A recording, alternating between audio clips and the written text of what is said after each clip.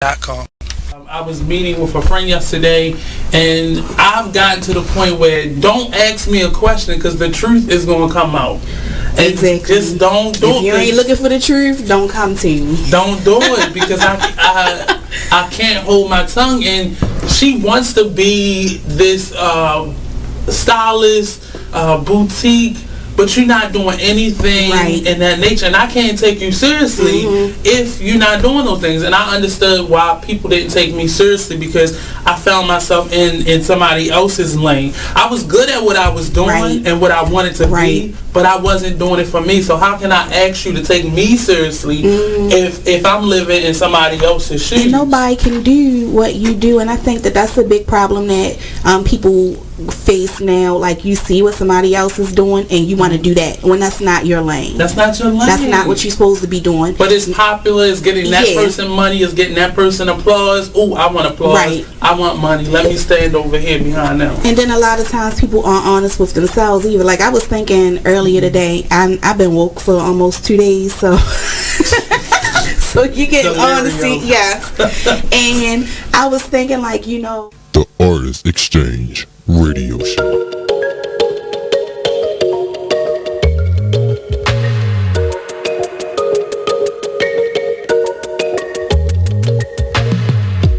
Fall into this unknown to find who we really are. Crash into something new and take a break from our broken heart. Talk with the hip, tell me you lie. I think we should go for another round. Baby, try not to say too much. Let your love come down. If you wanna rule, there's some rules you gotta live by. Live by. Stay true to your cool, make a move. Don't wait on nobody else. And if it feels like a melody, sing a song, be my radio. And if you follow me there, I'll follow you back. Let the night unfold. I can tell that she can't get enough. Show enough, she couldn't. Oh no, she couldn't. Touching hands till we dance in the dark. Showing off, she couldn't. We do whatever you like. Oh no, she couldn't. So let's slide, you and me alone, to find who we really are. Crash into something new. I got ballet bringing up the car. So tell me you kiss, tell me you lie. I think we should go for another round.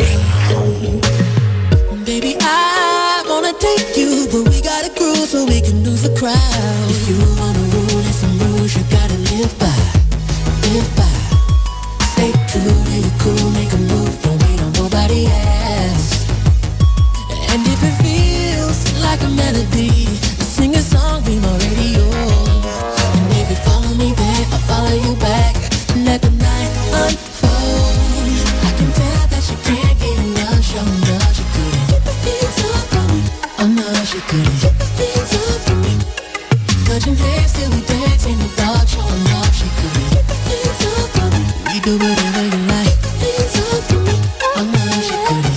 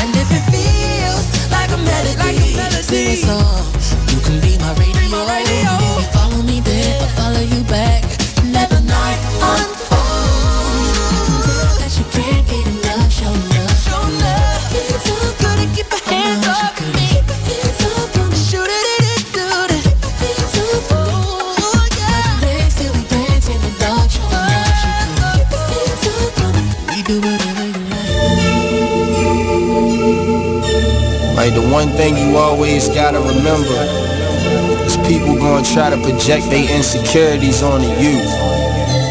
But you can't listen to what them niggas saying. You gotta get out here and do your shit regardless. You gonna do what you love for the rest of your life anyway.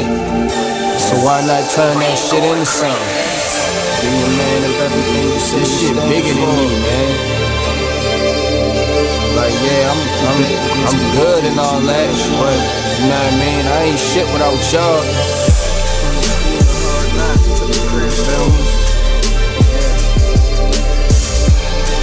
So no matter what you up to, just go hard. Don't matter. Can you imagine how I really having nothing is? Stomach growling, you ain't got no food in the fridge. Surviving on a jail diet of water and bread. No father figure, that's cause my father dead. Mom's bringing different niggas in and out the crib. No money, so you seen this less than all your friends. But it a joke because your mother was a crackhead. Older sister hoeing off, giving all the homies head. I could wait for your response, but they love to hear me talk, so I just wait for the applause. I always knew that I was great, I got them haters so appalled. I'ma make it out the darkness, and my word is my bond. Delivering these bars while I'm gripping on my balls. Jealous niggas hate to see you succeed, so fuck them all. I'm the master of my destiny, nigga, you not in charge. You either on your grind or in the way, so get lost. You are listening to BeExposedRadio.com. Artist Exchange. The Artist Exchange. The Artist Exchange. The Artist Exchange. The Artist Exchange. The Artist Exchange Live. The Artist Exchange. The Artist Exchange. The Artist Exchange. Starts now. Hey, what's up? What's up?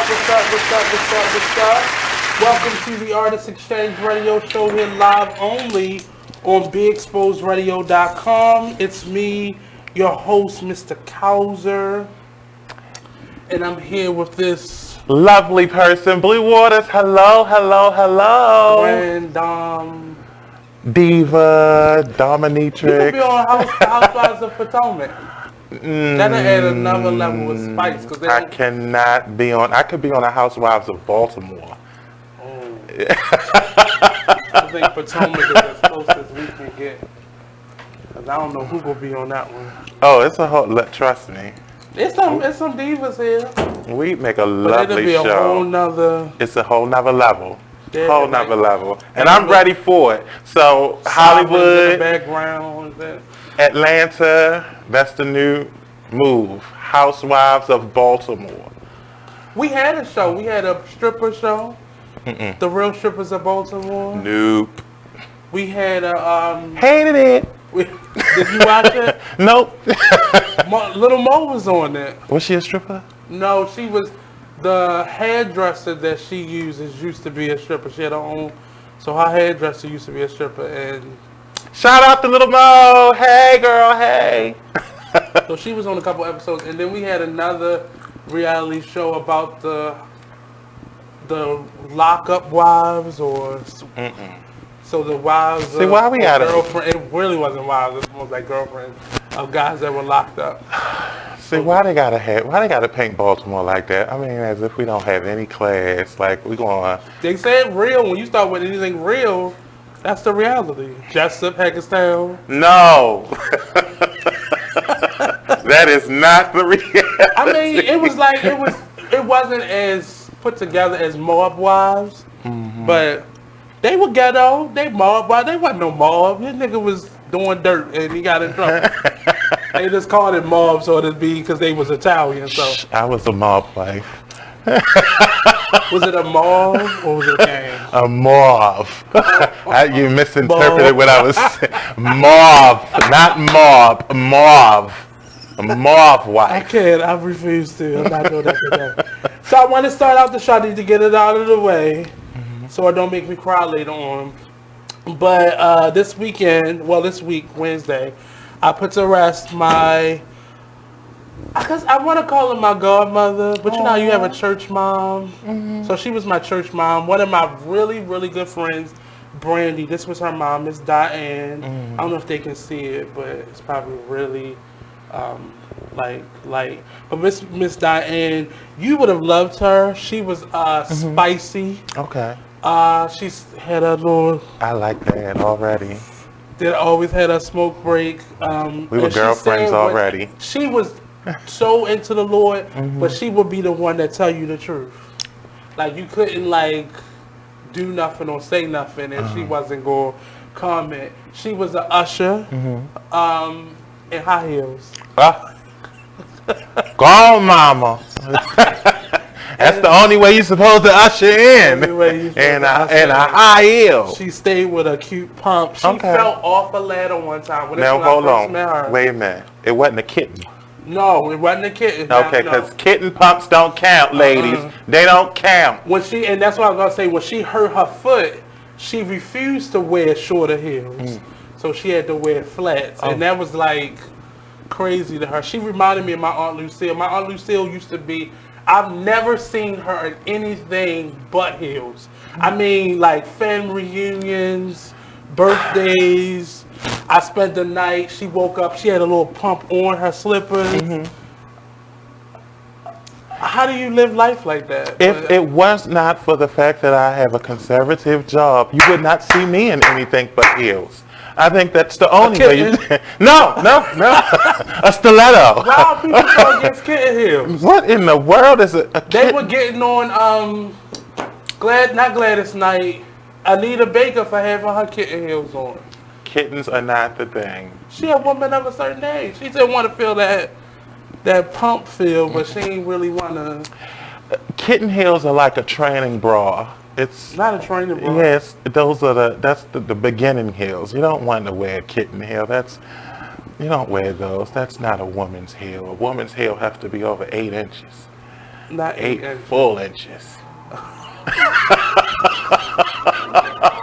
But so Miss Diane, and I'm a chump. One, because I had to read. So her favorite verse was from Psalms 31, the virtuous woman, and I had to read that. And I thought I was chump. So I was in here the night before, and I was memorizing it and all that. But the Spirit told me. Well, she was very virtuous. I'll give it that. But look who they got to read it. It ain't the messenger. Okay, I'm just trying to say. It said the virtuous. So the Holy Spirit told me, write this down. Always have a backup. And I said, no, I got this. But I followed the Holy Spirit. I wrote it down. And I was strong. I heard my name. I was like, okay, I'm going to do this. And then maybe because Psalms 31 is long. There's a lot of virtue in that. That scripture. Right. And so it starts at 10. Well, I started at 10. And it's really 31 verses in it. So wait, you omitted. No, that was her favorite part. Okay, her favorite part. Yeah, so, and I got to 10, got to verse 11, and I felt a lump. And I was like, oh, maybe my mouth was dry or something. And I felt like that lump in your throat. And I was like, oh, wait a minute. And I was looking to see if somebody had like a peppermint or something. I was going real quick. And before I know it, our pastor, who used to be our old pastor, she was behind me, and she had a hand behind me. And I didn't even realize I was upset. Oh, okay. Until I, got witness of her standing behind me, and I was like, but I got through it. See, and I'm glad that you cleaned that up, because this was about to go in a whole nother direction for me. When you said you felt the lump, I was thinking about what happened prior to you. First of all. But no, I thought it was going to be easier because, I was feeling like this was my mother in the casket, and and one of the quotes that the Pastor Harrison said, death is inevitable, but it does not take away the sting of the hurt that you feel. That is true. We all know it's going to happen, and we all try to reconcile with it and figure it out, but we never admit the two together. It's inevitable. It's going to happen. Thank you. But it still hurts. Right. And I think for me, I think that I'm more concerned in how I die, not the fact that I'm going to die. I'm okay with that as long as it's not, as long as I'm able to. I don't want to be in pain. I don't want to be in pain, and I want to live to be a ripe old age. I want to live to be 100 and something. Yeah. I once met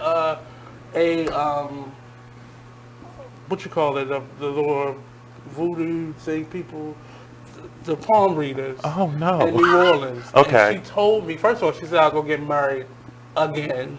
Wait a minute. I went out with the first one, and I not only was I going to get married again, but I was going to live to a very 90-some-year-old age. Really? Yeah. Now I'm going to question your source. Now, any other time I would have, except for the marriage part, I'd be skeptical, but... You weren't skeptical? I for some reason, I felt truth in that. And it made me more comfortable with death. Maybe because I felt like it was so far ahead, but it made me a little bit more comfortable. But we're going to take a quick commercial break, and this bid adieu, another adieu to Miss Diane Kane. She had a feisty My name. condolences to the family. Yes, shout out to Brandy and Derek and Alvin and such. But we're going to take another quick commercial break. We'll be right back here on the Artist Exchange Radio Show, only on BeExposedRadio.com. Okay.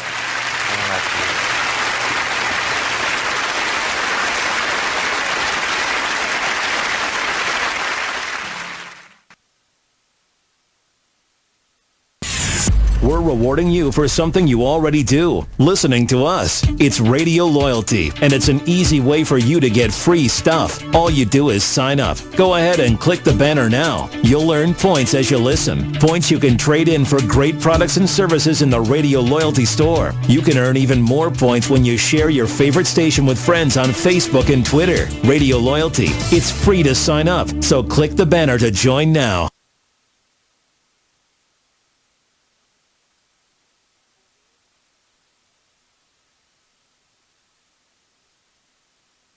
You're now listening to BeExposedRadio.com. Check out this fire flashback. We need to relearn what it is to be these bosses and how we conduct ourselves as business-minded individuals and just people in general. I let my gut, and if I call it gut or God or whatever, I'm led by that energy. I know where it comes from. I know where it's, taking me, and you have to figure out what is important to you, and don't play this game. It's a game that we've learned to play, this chess game, and life is not a chess game. Life is real, bones, flesh, blood, decisions. Make sure you check out the Artist Exchange Show every Monday and Friday at 2 p.m. only on BeExposedRadio.com.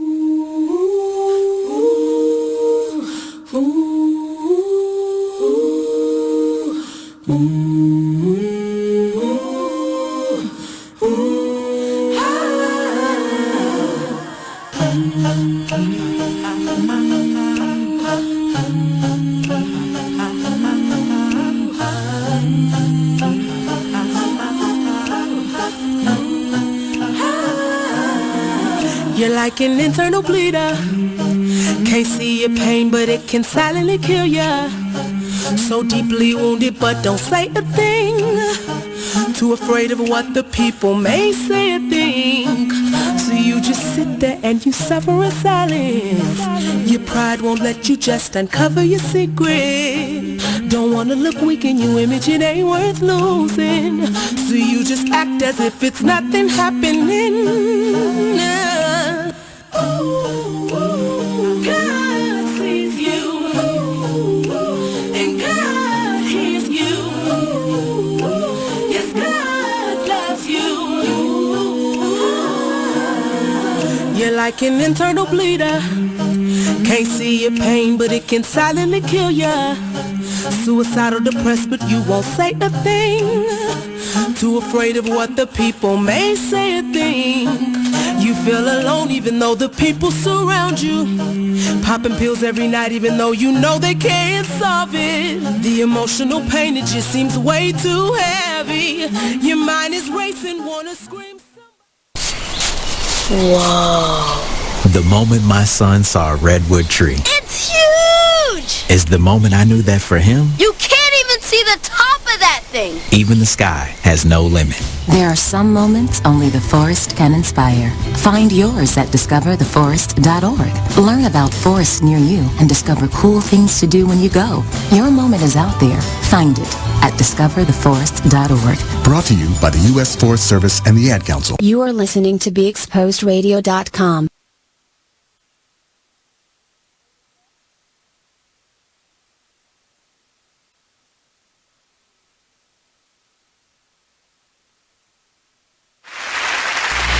Join the Just a Bit Outside crew every Monday, 8 to 10 p.m.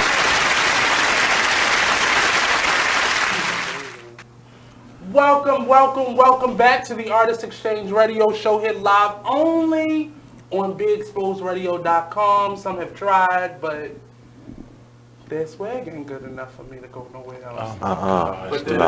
No. Ladies and gentlemen, the diva. I'm just saying, I need more than this a little smooth. Virtuous one. Let me put a picture here so we safe.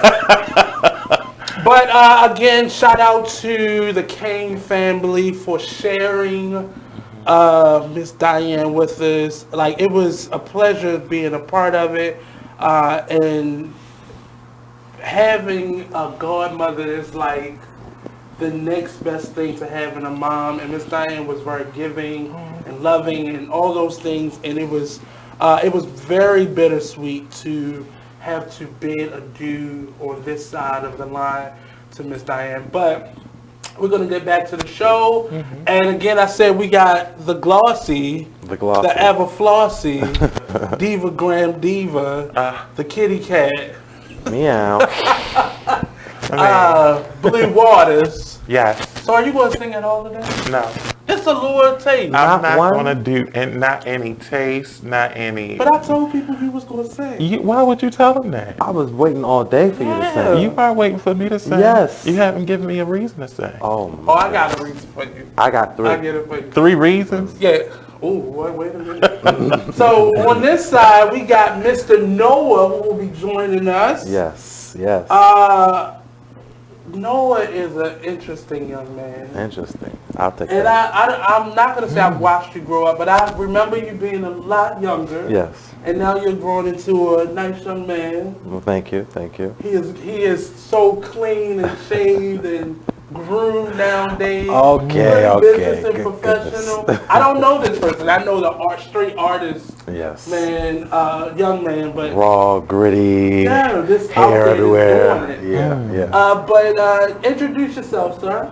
Well, I am Noah Silas, more recently known as Brother Noah. Brother Noah. I'm a local actor, director, Hotep, whoop whoop. No.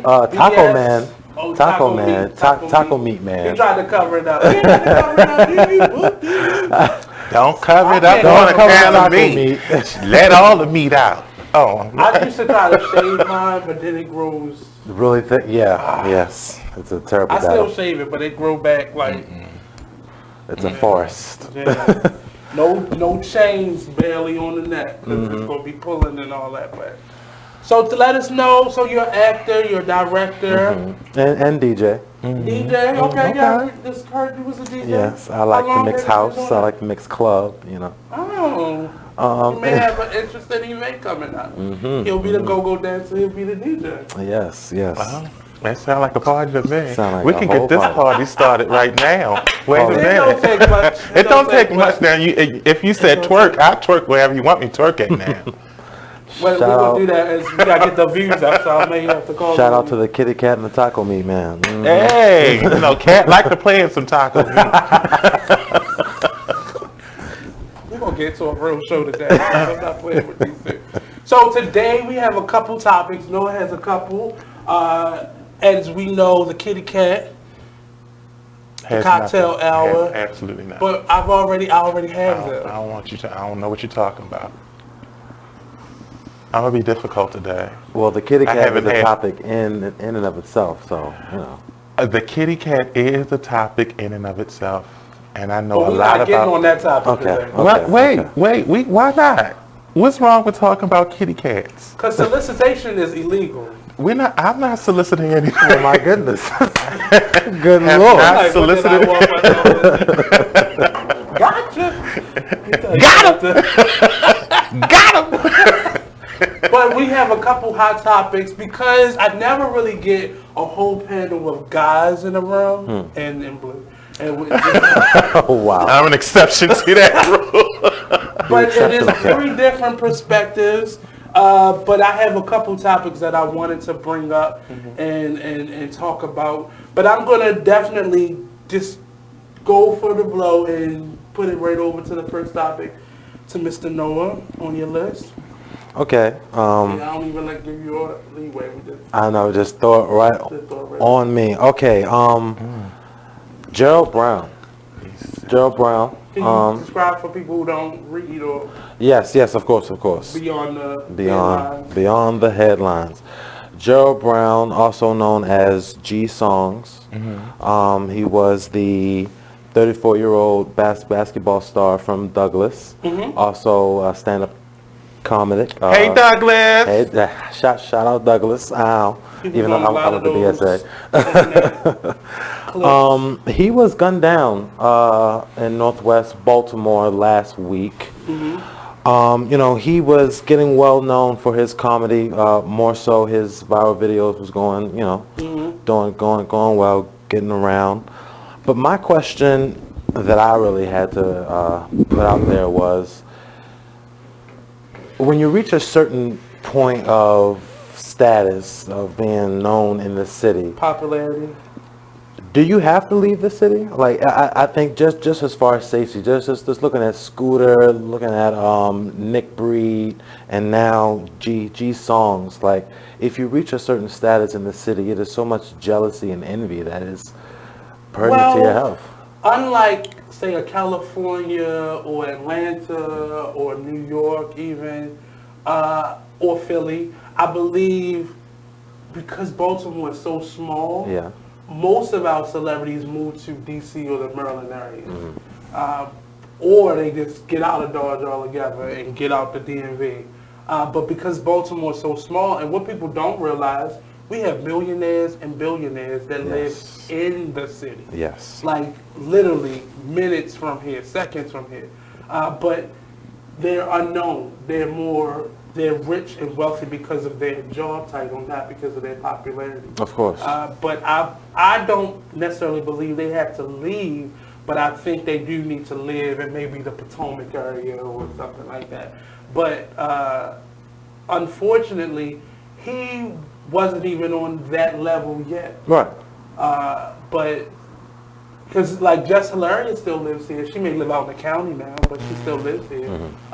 And she still is around in the community, but not as much as you used to see her. Right. But I do feel like at some point you have to decide, are you going to be local? And I really believe what you're famous for, because I heard his death was because of a joke. Right. It stemmed from a joke. Yes. But somebody didn't take it the right way. So I don't believe that moving out would change anything. I mean, you could go to any other place around the country and you'll find just as many haters. And they may not know you like it would if you was here. Exactly.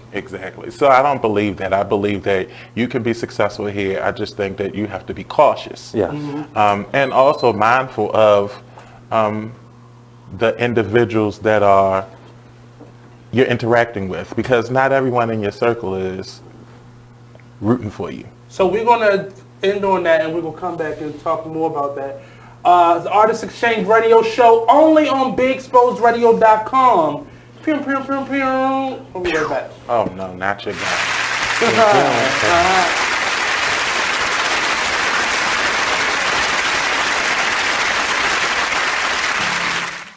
On BeExposedRadio.com. You want to start off?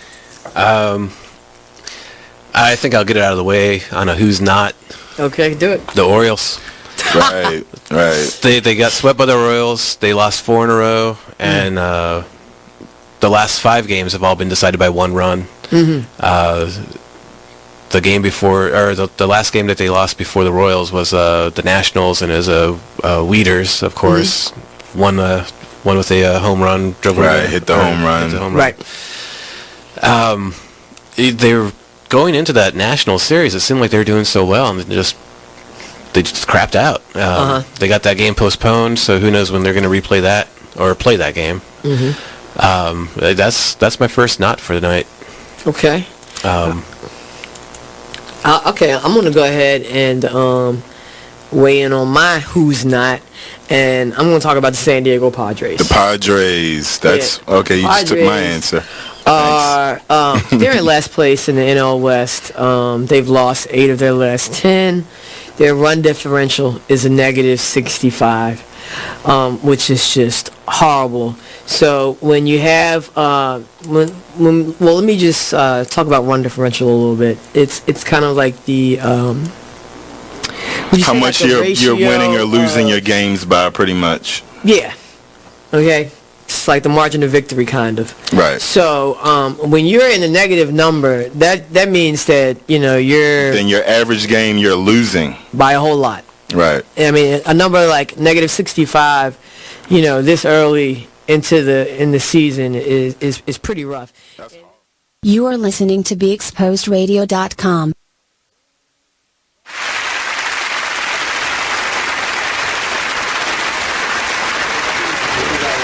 They show up at me but our girls don't do that to my alma mater. Hold the Eagles down. I'm an Eagle. I drop down and do it.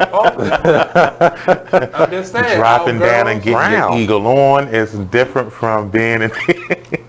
Speaking of Mr. Gerald, we were talking about basketball, and our girls at Coppin are much better than our boys. And well, shout out to the women. Right. They win more titles. Keeping it down. But we were speaking on Mr. Gerald, and then the question was, do we have to stay here or do we have to move away if we reach a certain level of fame? And I want to push back on what you guys said just a little bit because Mr. Brown, not only was he a known basketball star from his high school and his college days, and not only was he playing in the Europe circuit for a couple of years, and not only was becoming a well-known comedian, but he also dibbled and dabbled in some community activism in the city as well. He likes his name and his popularity. And I always respect a person who is doing things for his own artistic career and also working for the city. And I found that it's much more authentic for you to stay within the community that you live in, that you want to change.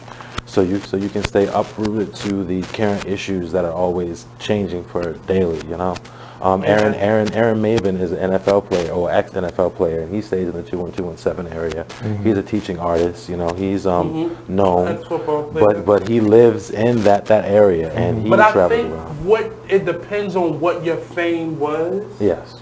So had he just been an athlete who then came back and kind of retired, I think it would have been a lot different because Aaron has a different experience in that he retired and he came back and kind of, moved and actually used that for his activism. And we have another Tavon Mason. Yes. He was another ex-football player who was turned to author and entrepreneur and works with a lot of young people. So I think it's what your fame is for. If it's like this, which it's not taken away from him, but he became like a social media sensation here.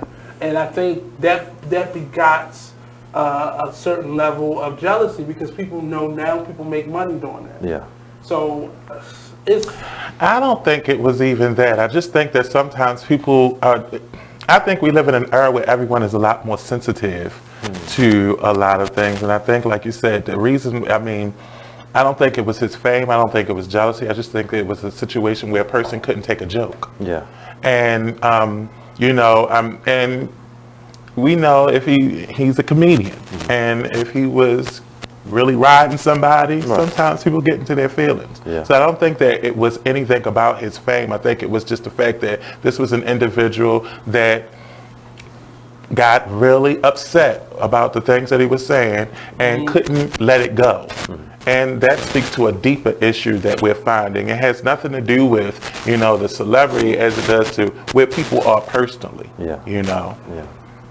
The other part of this is how we are now very quick to turn somebody into a martyr in our society. Like when they have this certain level of street credibility with them, And I'm not taking anything away from him. I've met him only a few times, but people are already elevating him to a status of being, and it's more so, the whole thing for me is giving people their flowers while they're still here. Yeah. And that whole mentality, because the level of support that he is getting now, what if you had given him that level of support then? Right. This may not have even been an issue. Yes. For him to still be in that realm of people he was in. And that was the only thing that I got from his story. I just noticed, I heard his name more. Right. And I saw his pictures more now that he was killed. And that's, and just losing somebody in my family recently, I now am more active in when I see one of my little cousins graduating from school and like supporting people and shouting them out more now than if something happens to them. But that's inherently always the case. Whenever we think of someone that passes, everyone has all of these wonderful accolades about them, but they don't tell that to them while they're here. Yeah. And every time we lose someone, we say the same thing. Oh, you know what? Grab someone, tell them that you love them, but how often do we actually do that? Right. So we have to kind of put it into practice, but it's always too late, It is, so go ahead, your next question. Now my next question is, for us artists, because as Blue said, as the kitty cat said, meow. With two T's, mind you. Right, Two right. T's. Kitty cat. Kitty. Cat. Emphasize the For the situation, regardless of its depth, it does come from, he was writing this dude, he was saying a serious joke. But he's an artist. That is his art form. So us, you gotta know your audience, though. You do have to know your audience. It's a lot of trauma-filled individuals in this city. Yes. A lot of jealous people who don't know how to articulate their emotions and their feelings and their displaced aggression and that whole toxic masculinity. But my ability to ride you is how I'm going to make my $1 million deal. But the thing is, I don't want you to do it.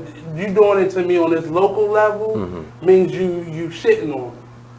And you're not really respecting me. Okay. And then we get into this pissing contest with each other. But even on a national level, when you think of those comedians, when they're writing people in their audience, they get heckled too. Yeah. They get threats as well. Yeah. So, it's just again, it's about knowing your audience, and when you're a comedian, it's your duty to make people laugh, and sometimes that is exploiting the qualities about a person, characteristics of an individual that they may not necessarily want you to draw attention to. That takes me back to middle school, and I think middle school is that age where we do this the most. Oh my goodness! So the idea of what cracking was, and I remember being in middle school and going to an all-boys school. What they say? I didn't get cracked on a lot because I had a comeback, and I was. What was the crack? What was the crack for you? It was something that somebody said that you was like, after school,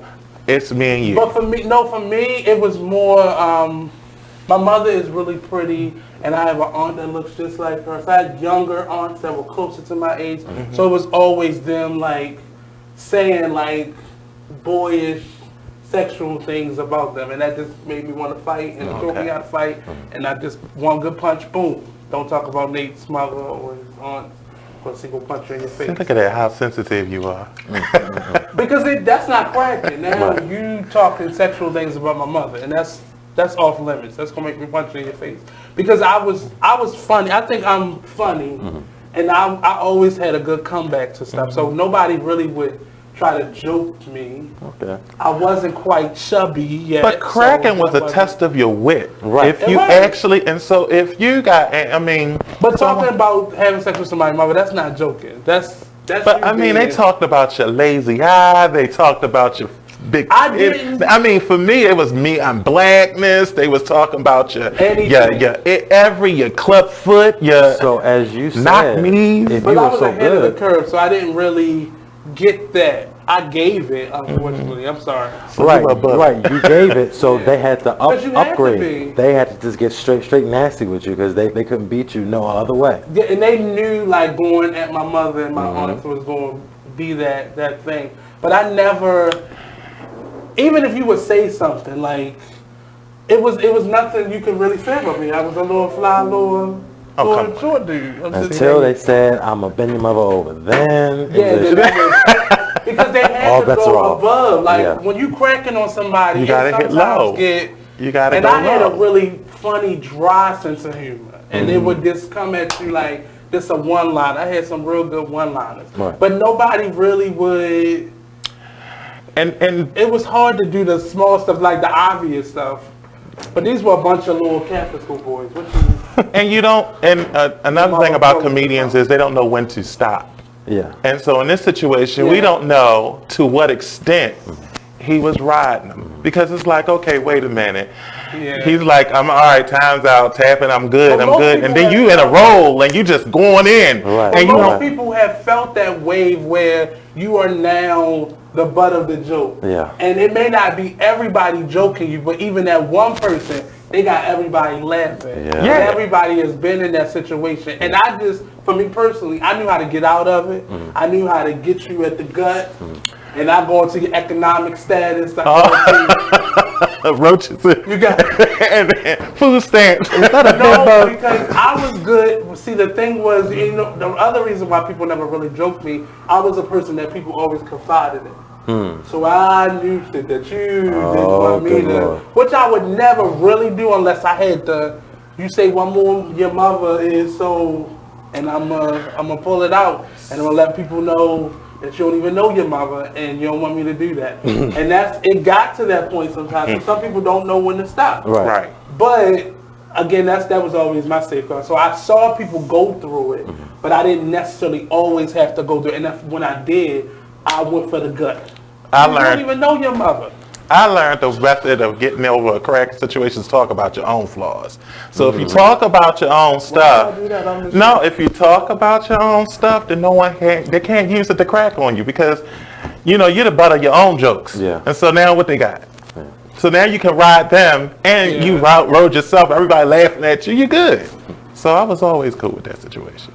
I don't know what happens when people get in that mode though, because even as the jokester, you have to know your audience. Yeah. I don't talk about mama's girl. There's a lot of people that I know who are really sensitive, who I don't joke with on them terms. One, because I know they got a little switch and it's a little click and they're crazy. So you can't, or even if you know that person and then you know that. Like, I have an aunt that we joke, but I know when she be like, what? Like, is this that one, what? She about to cut you. Right, exactly. You're like, all right. She about to cut you. Okay, if she's not playing today, leave her alone. But when you know, but sometimes in the hood, you don't know what somebody really feel. He could really be jealous of you. Yeah. He really could have probably wanted those views that you were getting and don't know how to do it and don't know how to say, like, yo, put me on. And I would love to know what the joke was. Yeah. And who the person, do they know who the person is? No. And the police, you know, See, that's that hood shit. They know who it is. Come on, I don't like that. I don't. Well, I think the joke probably hits some sensitive areas in individual. I mean, sometimes you may say some things and it may strike a nerve, and we don't know what traumas individuals go through. And comedians are comedians, and their duty is to make you laugh by poking fun at all of the things, the ugly things in the world.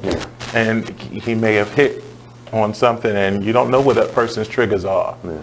Yeah. As a comedian, I'm sure that all the jokes that you were so fluent in telling are probably some flaws that you dealt with yourself as the artist. But see, as you bringing this up, this is why people can't stay here.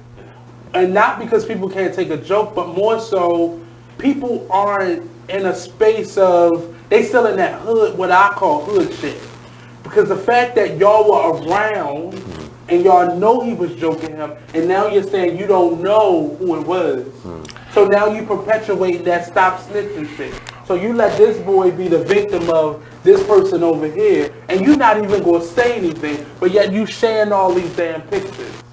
and you doing the rest in peace, and he was this, and you know who did it, and nobody's saying anything. That's the problem that I have. But that's a climate that has been that way for a long time in urban communities. Yes. That whole idea of we may know what's going on because what did they get out of that? But until it happens to you, though, that's when.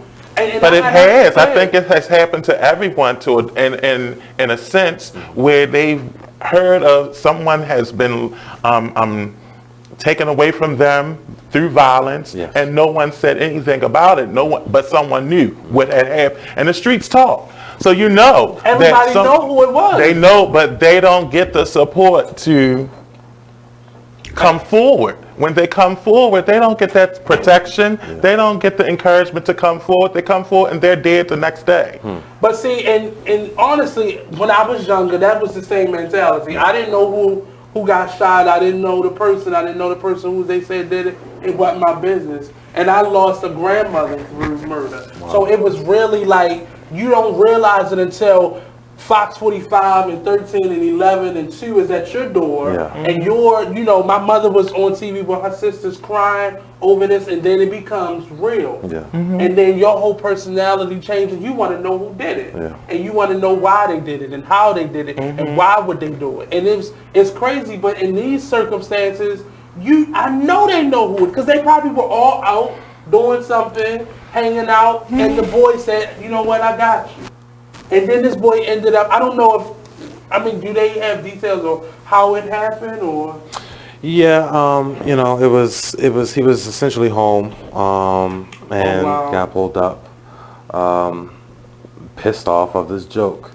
But regardless, it is a shame that G-Songs had to lose his life over something that he was potentially going to try to change his life using.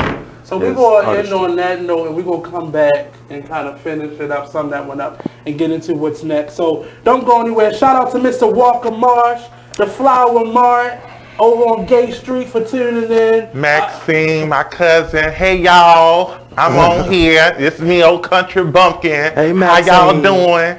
Okay. I had the hugest crush on Maxine when I was in high school. But I ain't going to tell that to the nation. No one said that. You ain't heard that. That was his cousin. But we're going to go to a quick commercial break, and we'll be right back.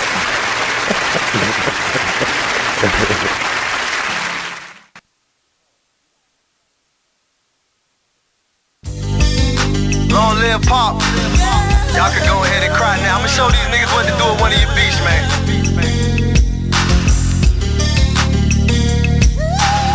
I am Gas, by the way. Strong woman story should have been on CNN. Nobody knows what it's like being Gwen. Windows closed in the house, it ain't no CNN. Can't gain weight for years, she been being thin. Single mother, no help from the system. When they was giving out food stamps, she missed them. Birth certificate, baby daddy, she couldn't list them. But her son was so beautiful when she kissed him. Blame it on love, but nigga she could've died with. Destroyed the whole world and found out she was a side chick. The nigga loved his wife and it got hard to hide it. So when Gwen confronted him, he ain't even denied it. Her fault, depends on who you asking. She tried to be a stripper, but the tip out was taxing. Buying all the purses, trying to keep up with the fashion. And her mama hated babysitting with a passion. She deserved better circumstances. A black queen, she should've been blessed with certain chances. Look down upon, getting all the hurting glances, making men change up all the twerking stances. Only in the forest can you see this. But nothing beats the moment you see that. Cool! That's your child's eyes opening up to a world of possibilities. There are some moments only the forest can inspire. Find yours at discovertheforest.org. Learn about forests near you and discover cool things to do when you go. And you might just see this. Visit discovertheforest.org. Brought to you by the U.S. Forest Service and the Ad Council.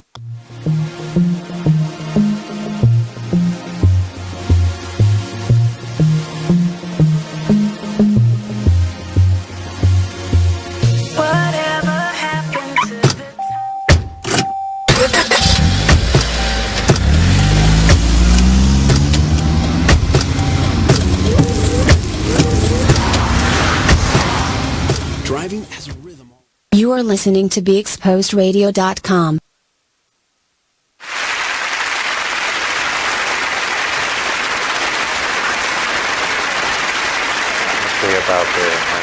He's done some acting. Oh yeah. So you got to do a monologue or a song. No. Either one. Something has to be done. I'm a born again lesbian. Oh my goodness. I mean that. We're back here on the Artist Exchange Radio Show, only on BeExposedRadio.com. Joining me today, and soon to be host of his own show, The Cocktail Hour. The Cocktail Social. See, it's not an hour. Get it right, damn it. I mean, really. Well, if you start, then I'll know the name. But the Cocktail Social, it'll be on Wednesdays. We still figuring out the time, and no, it's not. So we'll be still figuring it out. After the next break, we'll figure it out. But we're back here. So Mr. Bleu Waters, AKA the cat, the kitty, Miss Kitty, cat, Kardashian, two like T's. Kit Kat with a K. With two T's. Titties. Oh, then you could get like a. Ooh, see, I'm thinking now, so I'm not going to tell everybody that. Shout out to Mr. Ernest Harris for tuning in. Hey, Ernest! Hey, Mr. Charm Ernest. City Direct TV. Hey, Direct TV. And over to my right is Mr. Noah, Brother Noah. Yes. Taco Meat. Taco Meat is out now. Yes. Out now. Viewers, tell me what you think. The kitty cat likes it. I like the some taco meat. Meow. Show us some more of that taco. Oh my goodness. I didn't warn you, but sorry, I didn't. But He didn't warn you. I did. Welcome to the dark side of the force. But we were coming off the conversation of Mr. Distillery. Freudian slip. Right. Always got to be listening. Got to know where to cut off.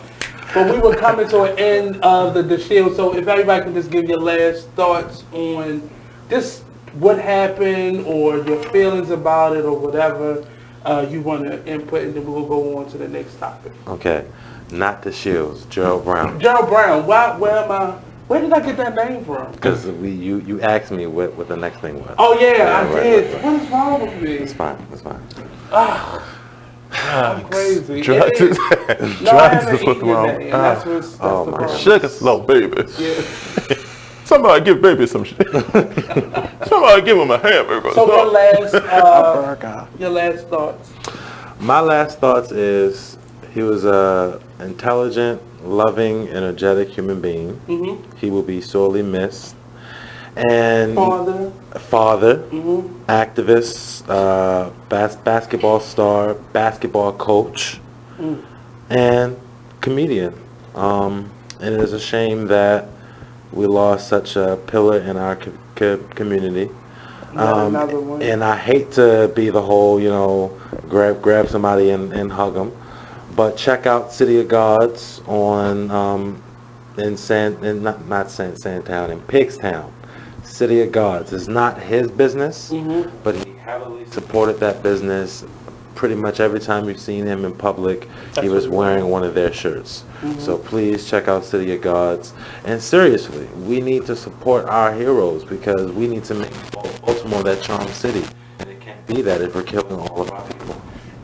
And I'll piggyback on that by saying, one, give people their flowers now. Yes. The level of support that I keep hearing from all these, specifically young men that we're losing here in the city, give them that now, not when you're at their service or you're doing your social media rounds of RIPs. Give people that support now because it could prevent a lot of this from happening. Yes. Even on the side of the perpetrator. Give people their support now. Stop ignoring people like you don't have enough time for people. We got all these busy people in town. And I learned a long time ago, I don't deal with busy people. I deal with people that work for a living. I don't want to deal with anybody that's too busy to do anything. But we got to give people support now. All of us at some point we deal with children and we see the lack of support that they're coming to school with. Absolutely. And it's really hard for us to kind of circumvent that and turn them around because then they got to go back to that environment. So they just say, well, I might as well just keep this attitude on me. but give people the support that they need now, as early and as long and as continuously and consistent as you can. Absolutely. And a lot of this will not be an issue. And the second part of my statement is, after Freddie Gray's death, more so after the Marilyn Mosby made her big statement. Okay. I start seeing men who would never look each other in the face, walk in the streets, saying hello. Saying hello to each other, speaking to each other. Not that whole Baltimore hold your head down, walk through the street thing. We were looking each other in the face and we were speaking to each other, and somehow that has died down. And maybe after the police officers didn't get charged, that went away, but it was here. Yeah. I was walking the streets, and people, whether you was a drug dealer or officer or whomever, people were looking at each other speaking. Right. And then that just slowly faded out of existence. And then that does something to me because it was recognizable. You could see it, you could feel it, you could hear it. It was just there in the streets, and now we back to our whole, mean mugging each other again. And not even looking at each other or making eye contact. But I think we just, I think that we need to address trauma. Yes. We really need to speak to that. We also need to love up on each other more. Baltimore, we have to get back to the sense of community, where adults are out playing with their children, talking to one another, passing on wisdom. They need to do a lot more of those types of things. Shout out to Baltimore Ceasefire for loving up on their communities, and different activists that are doing the same things around Baltimore City. We need more of that because the reality is if we don't do anything to save our community, then no one is. No one will. And on that note, we're going to take our last break for this hour. We'll be back next hour. We have 2 more topics. So come on back, the Artist Exchange Radio Show, only on BeExposedRadio.com.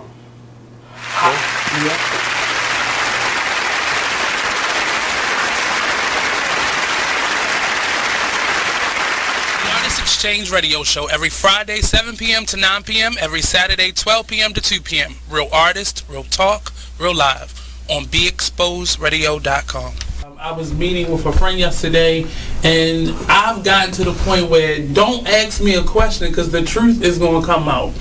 Exactly. Just don't do it. If you ain't looking for the truth, don't come to me. Don't do it because I can't hold my tongue, and she wants to be this stylist, boutique, but you're not doing anything in that nature, and I can't take you seriously if you're not doing those things. And I understood why people didn't take me seriously because I found myself in somebody else's lane. I was good at what I was doing and what I wanted to be, but I wasn't doing it for me. So how can I ask you to take me seriously if I'm living in somebody else's shoes? And nobody can do what you do, and I think that that's a big problem that people face now. Like, you see what somebody else is doing and you want to do that when that's not your lane. That's not your lane. That's not what you're supposed to be doing. But it's popular, it's getting that person money, it's getting that person applause. Oh, I want applause. I want money. Let me stand over here behind them. And then a lot of times people aren't honest with themselves either. Like, I was thinking earlier today, I've been woke for almost 2 days, so so you get honesty, yes. And I was thinking, like, The Artist Exchange Radio Show. You are listening to BeExposedRadio.com. Artist Exchange. The Artist Exchange. The Artist Exchange. The Artist Exchange. The Artist Exchange. The Artist Exchange Live. The Artist Exchange. The Artist Exchange. The Artist Exchange. Starts now. Welcome back. I think I have created a people monster because this is going to make Noah bring his crazy out because he sees that your crazy is out. And this is his professional crazy. Oh, wow. So you haven't seen, like, I have yet to see the full extent, but because I know he went to Coppin. Very few have seen the full dark side of the force. Very few. I think I've seen some before pictures, right before it happened. Right before. But I have yet, it's but a because tsunami. he went to Coppin. Yeah. And Morgan. When you just laying in the spirit. Yeah, it just because that's a mixture that nobody should ever have. And BCCC. Only the kitty cat can handle such a mixture. That's why. With 2 T's. Right, with 2 T's and a K. And a K. Woo, my Lord, my God. So we're back here on the Artist 16 radio show. Shout out to our viewers.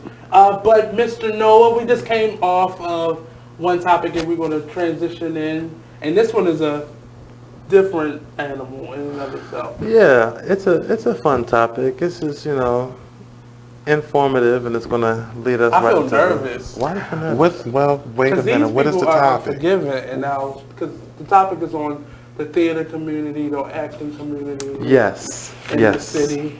And so... the Baltimore... He even hesitated. The Baltimore... I'm not in it. Yes, he is a singer and he's an actor. Oh my goodness, yes. You have to do something for us today, Bleu. You remember the series that he had with the individuals from jail who wrote short plays? Yes. A part of that. You didn't put that gloss on and not going to sing it here, damn it. That's not why I put the gloss on.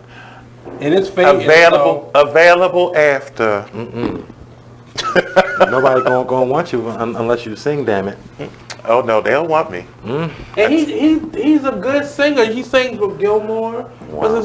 Jonathan Gilmore and The Experience. I'm a support vocalist. Hi y'all. How y'all doing? He was sang before. One of these shows I may do it. Well, it's going to be a whole lot of singers on here when... But they're not going to be... not the kitty cat. Right, they're going to be on the... With 2 T's, not them. Only one. I sing to you privately. Oh my goodness. All right. Okay. I'll tell you guys about it. He's so selfish. They're going to accept it. What's the next topic?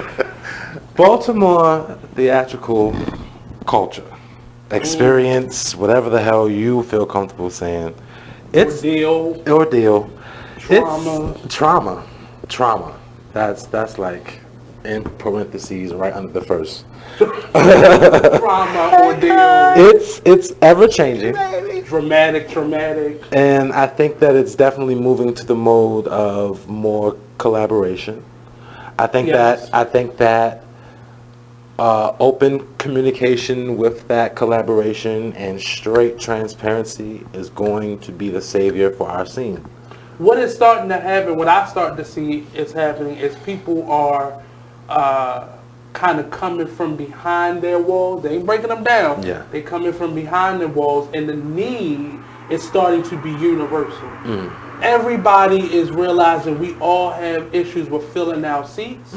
We all are having issues with individuals who are less creative being able to book out shows for Tyler Perry stuff or this person. And I'm not art, I don't gauge, but I'm tired of people coming to my city, being able to fill up a seat before what has already been here. Yeah. And we have, and that's theater companies that have made this their home. And I'm talking to them as well.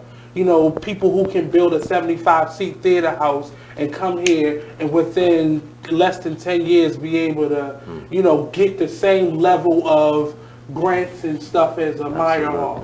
And we all know who we're talking about. And I'm not speaking specifically about the leadership that they have now or the leadership in general, but there's something to be said about somebody who can just move here because they went to Micah or Hopkins or Loyola or Towson and not have to put in the work.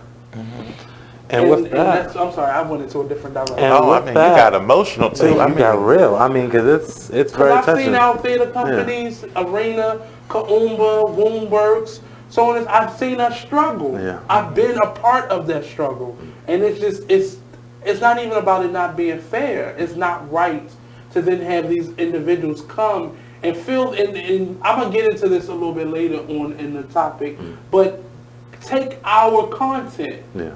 Take our stories, not invite us to the table, but send us a flyer and make money off of our stories without even including us and bring in the most watered down version of who we are to take part in it. Like, absolutely. I'm sorry.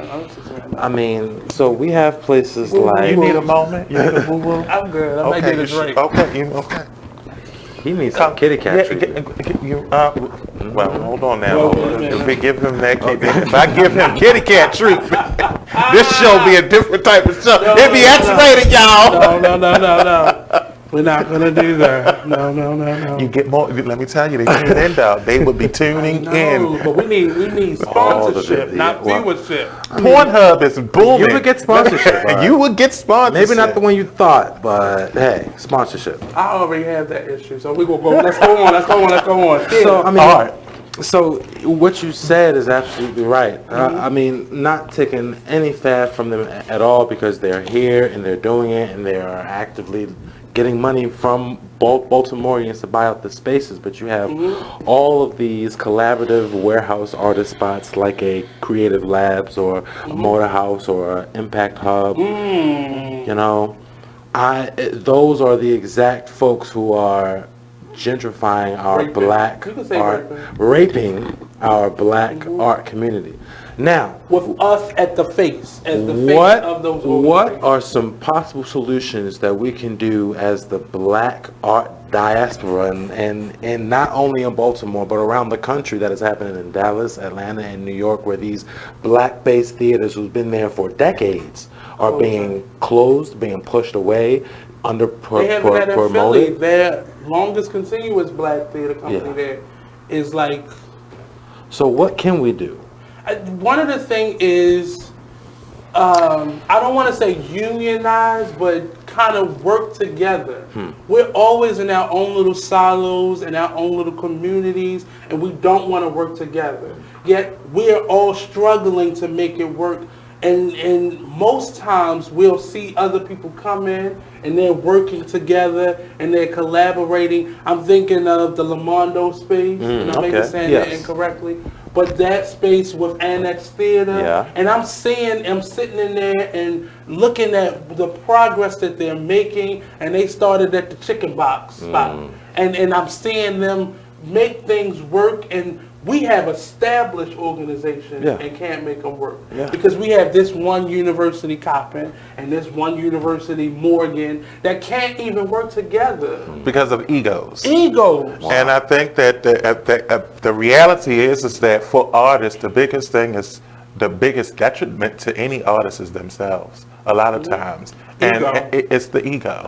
And if you want to, I mean, we're talking about why these, you're saying these outside groups can come in and just, boom, build like that. It's because they're working together, and it's not about the ego. They're looking at a bigger picture. They're not singling out how is it going to benefit me singularly. They're looking at it and saying, how is it going to benefit the art? And they're coming in and they're giving us a one-on-one class on how to effectively have collaboration. And we're not paying attention to that. And what we need to do is learn. We are part of those building meetings with them, giving them the ideas of what is needed and what is necessary. We're giving them the content that they need to then go to the Meyerhoff Foundation or the Able Foundation or the Deutsch Foundation and know what this city needs. And now those foundations give it to people who don't look like us because they know for some reason we're not going to be collective. But we're going to be crapping and scrapping at the amount of money and not on what the end result will be. I'm telling you, I've seen it. I've worked with many different organizations. I'm working with another organization now that gets a lot of, funding. But I'm saying their stuff is just as ghetto as ours is. Their props and sets are held together with the same duct tape that ours at Arena Plaza is held together with. They're often asking arena players, can they do their shows there? Because they don't have a home of their own or something of, consistency of their own. But yet, and I used to complain about what we weren't getting. But then I started looking at the three fingers pointing back at us, and I started realizing it was us. We could not collectively work together. They complain on a side note of nobody supports black nail shops. Because a black nail shop will open up as an independent store, won't seek out all the other ones in the city, and say, well, let's collectively buy all our supplies together. Because we've learned that that's what the Asians do. They collectively buy all their supplies so they can afford to give each and every person their own kit to be able to use.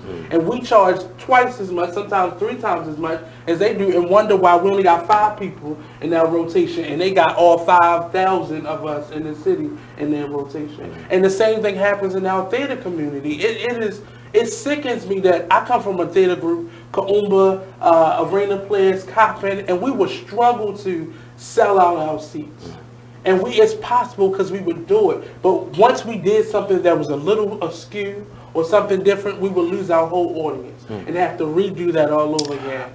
But it's also about the artists that are involved actually sharing sharing what it is that they do. A lot of times there's so many people that do so many wonderful things, but they won't even share it with people in Baltimore because they're so used to people tearing them down. Or they're trying to get a specific audience in Baltimore. Or they're trying to get paid in Baltimore. Can we talk about that? But it's possible. You can get possible. paid here. And I've gotten paid a couple dollars to do a show. I've gotten paid, my highest paid amount of money I've ever gotten paid as simply an actor came from an organization that came from New York and came here and did a show. I got paid for rehearsals. I got paid hourly for rehearsals and for doing the show. And I was like, and we were sitting there waiting for them to do things, and we was just sitting there. Now, mind you, they were being supported by a pharmaceutical company, so they basically had a blank check, but it still was different. And often we don't have, and I can say this to myself because I've been a producer and a director, and it makes me cringe to think about it, but I had things in order, but the financial part was always the part that we were always trying to discover and figure out, and never being able to quite do it to the capacity of my dream and my goal, because we were missing those things, and then trying to, navigate that and bring it to people, and they like, well, because here we waiting for you to succeed before we jump. Like, you got to have a rest in peace, mantra on your page before I support you, or you got to die in the struggle for you to be taken seriously. When you could have just filled up my damn house. So let's be solution based right now. I'm sorry, this is really. I'm about to say, breathe. Right. Are you okay? Yes. This is my life. I mean, this topic is what I do for a living, and what we all have been a part of. But I've seen it. I've seen the struggle, and I hate it. I accept because it's somebody. You know what? I have my pride. I'm smart. We got my own insurance. But the billing coming in for that. The kitty cat special. Section 3 and 4. 2 T's, please. 2 T's.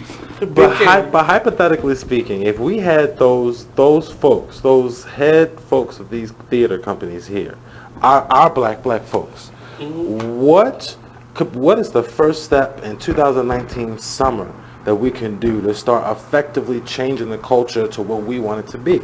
That. What you just said, bringing them to the table and having... And there's a step before them. Get out your own damn feelings. Okay. And then we can get together, because I'm still in my feelings because of something you did. You did a show that we was doing, I wanted to do. You took an actor that I had. You did something that we normally do. Get out your feelings. So then, even with that, come to the table, put it all on the table, and then heal from that place. Because the reality is, until that happens, you're not going to make any progress.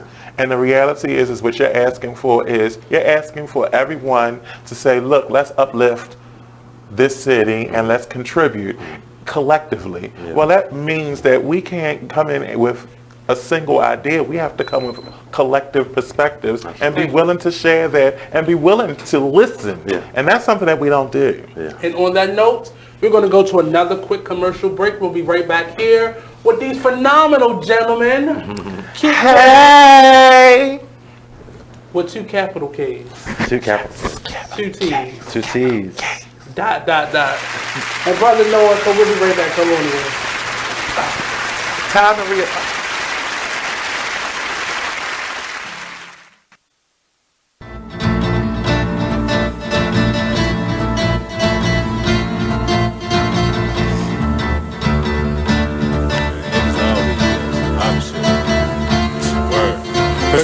you, then desert you. Leave with a plate full with no spoon. Ain't no space, I can't escape negativity. I got used to the taste of been bad, burned and fucked over. But remain strong through the past over. Kicking haters out of the way like masked over. Roll up, sip something, let it pass over. Who would I be? It ain't the man to me that let the next man take advantage of me. When that storm come, no pan I see. Get with it, not without it, then you'll see. I beat the haters, they know I'm greater. That's why they buzzing for the elevator. But I can't save you, the weed too loud on the pedal stool. Don't carry fakers, always got your hand out demanding favors. When I just looked out, now you need more paper. I can't breathe, give me 3 feet. I never let y'all be the death of me. When my patients run that, yeah, nigga OT. Cause they wanna see me down like I'm NCT. 6 words, get the fuck away from me. Say I help you out if you can help yourself. I keep it G till I DIE. Now excuse me while I get back to PC. HOP ain't music sleep while your third eye always on me. I'm stacking green just to feed the team. My boo, she know that I'm king when chasing my dream. These niggas it seems I rip them, trash them, then put on new jeans. Man, see the problem is, man, you know, I keep it 100, man. Yeah, man, like if I got it, then you got it. Like the one thing you always gotta remember is people gonna try to project their insecurities onto you. But you can't listen to what them niggas saying. You gotta get out here and do your shit regardless. You gonna do what you love for the rest of your life anyway. So why not turn that shit into something? Be a man of everything you say. This shit bigger than me, man. Like yeah, I'm good and all that, but you know what I mean? I ain't shit without y'all. So no matter what you up to, just go hard. Don't matter. You are listening to BeExposedRadio.com.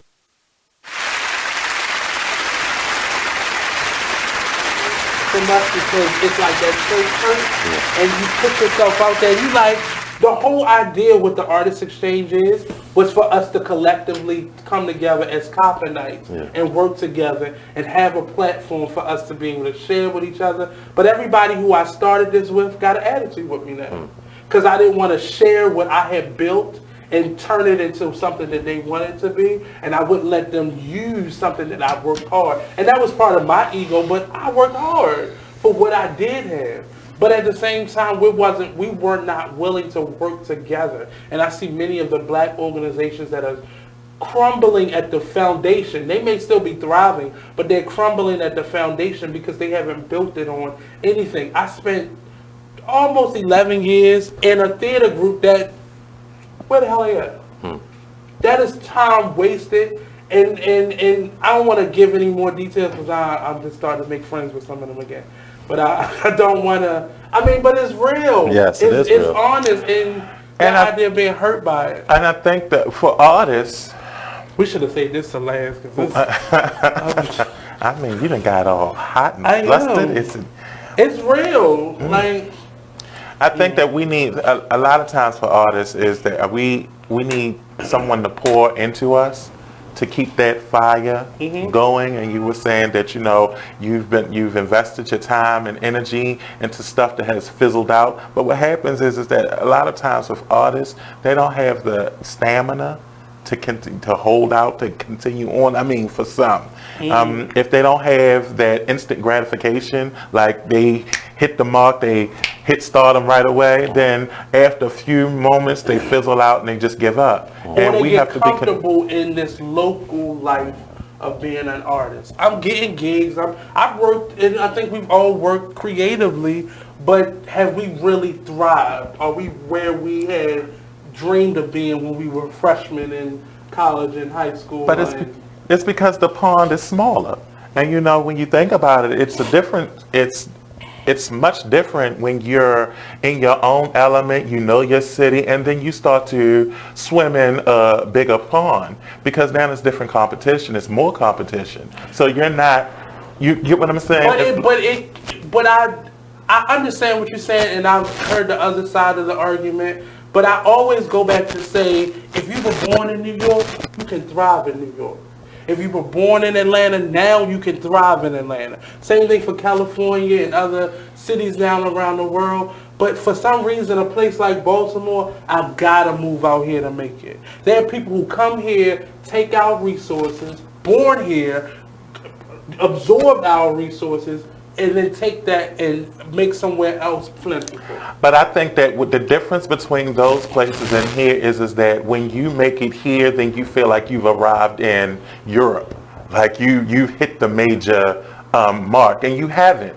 And for those individuals that make it in New York, they've actually ventured outside of New York. Most often, some of them have. Most of them, they're more so from places like Baltimore and go there, and everything that they learned here thrive. The gentleman, the older guy who just won the Tony Award, he got his start and was cultivated here. And he spent all that time in New York trying to make it. I'm just saying, and we're seeing that with the drag race winners and stuff, all of them are from those big major cities, and they can stay there and thrive. I don't understand why we can't build that type of thing here, because most people here, it's more prestigious for them to say that they performed at the Kennedy Center than at Arena Players. And I understand the difference. I'm not dumb, but I know more people who have been successful because they came out of Arena Players than they were on a stage at Kennedy Center. Like, I don't understand why we can't build that industry here and make the integrity of it just as strong as somebody, because you have people who have been born, bred, lived, and then died in New York and have thrived in that. Now they go out other places and are able to travel to other places, but most of them stay there and work the system there, and they're able. I mean, they can work from home, and you can have people that they, like you said, they live in New York, but they travel abroad. They go out and then they come back home. Right. But the reality is that they have to fly. They have to get out of the nest. And the difference, however, is with Baltimore, when they fly out of the nest, they stay out of the nest. Yeah. They go to Hollywood, they go to Atlanta, they go to New York, they stay there. They don't come back. But do you and that's them? because when they go out here and they see the grass is actually greener, they found the land of milk and honey, and they want to come back and give that back to Baltimore. If they come back, but that few trinket who comes back, why would I want to bring milk and honey here if y'all can't get over your bullshit squabbles? But I've seen people who go homeless in other states, like New York, California, whatever, and just refuse to come back here. Pride, whatever that may be, haven't made it, working at McDonald's there, but would not put that same energy into making the industry here. And it's because we're so disjointed and we're just so disconnected in terms of what our goals are and what our outcomes were, and we're all about chasing the money. Yeah. I've met artists here who, so we're building something as black organizations, and they don't want to put any time in it, but they'll go over and take $50 disbursements from this white theater company and be just as happy and content about it. And that used to drive me crazy, because I was like, you're willing to build their stuff up. And I've seen organizations that are new here and relatively new here get more of us to come over and do stuff with them for $150. But over here, I'm using my rent, mortgage money to pay you, and you won't even you won't even come to rehearsals on time. But over here, you're there first. You turn in your bios the first week, and you do everything you're supposed to do in this company over here. But over here, I'll get to Arena Players when I get there. And then, at the end of the day, it's still the perception of that white is golden. If I walk into a room and the executive producer and the artistic director and the director is white and they have a few New York and LA credits, I'm going to be gung-ho. I'm falling head over heels for them. I'm going to do everything I do to kiss their ass. Right. But we have folks at the Arena Players who have the right connections and ways to get you to where you need to be. And as you said, I'm not even showing up to rehearsal on time, or I'm dropping out of the show But it's the chicken and the egg, because we can blame the artist, but it's the institution as well. I've given my time to many organizations on the black side and been given it, thank you. And you're like, okay, well, all right, Well, I guess I'll see you the next time. And so I say the chicken and the egg because what side is going to give first? And this side is waiting for this side to do right, and this side waiting for this side to do right, and then we get this thing of, I remember being in Coppin and going toe-to-toe with some of my professors. I don't even know why many courts love me so much, because I made my first year there hell for her, because I wasn't going to have this person from Virginia come in here and tell me my Baltimoreese language or dialect, it sounds stupid. I'm not going to have you come to my home and call me stupid. So you go work with what you got, or you will go back to Virginia. And we just, in that article, in Fox, now you we got the 18th sexiest accent in America, so what's she talking about? That's crazy. I see Virginia on that list. So. I'm just saying those are examples of how people come here and try to make us like a New York or Atlanta, when those markets have been able to cultivate who they are and make it who they are. So we're going to take another quick commercial break, and we're going to finish the conversation when we come back. Don't go anywhere. We'll be right back. The Artist Exchange Radio Show only on BeExposedRadio.com. I feel like mommy.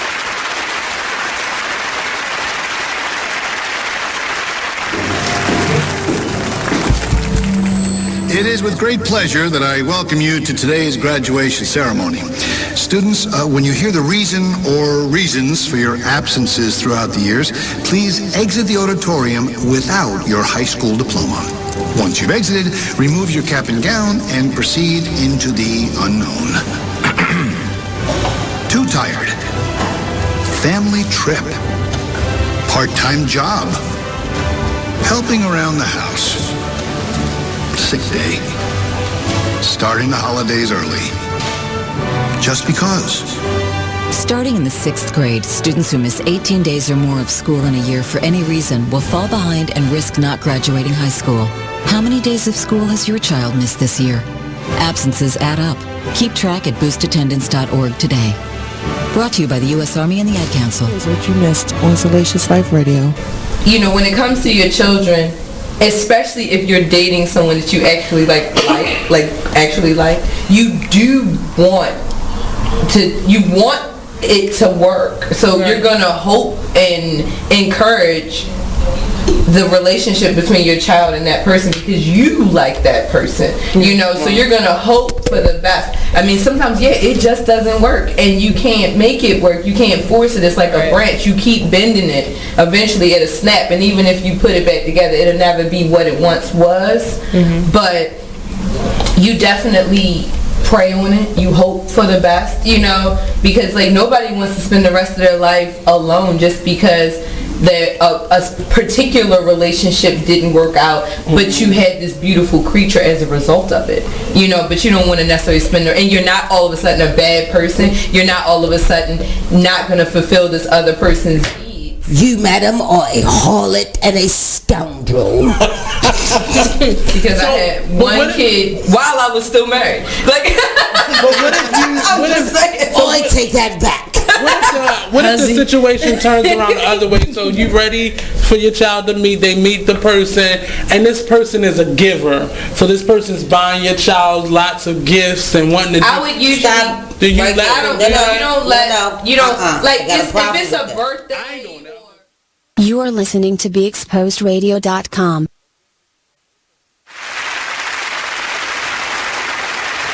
One little song, we do one little play, and we're an instant hit, and that's it, and that's not the truth. I mean, and with all due respect, we're back, by the way. It really that depends on the mindfulness and the humbleness of the artist. Because me as an artist myself, and I took a hiatus from acting for a while because those were one of the many things that I've dealt with as a young artist. So before we go to explain your detachment from it, because I think that's the part that we often talk over, like why I took the leave. I took the leave because I really had to discover, do I love the idea of acting or do I love acting itself?